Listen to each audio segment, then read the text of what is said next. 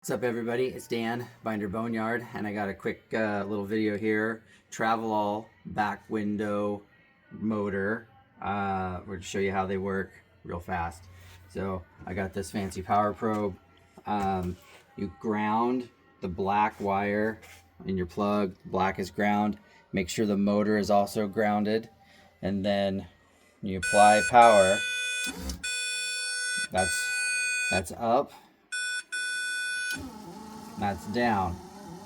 Now it's slower down because there's two springs on the back side of this that carry the weight, and it'll have glass on it, the weight of the glass to bring it down. So I'm less concerned about it going down slow than I am going up.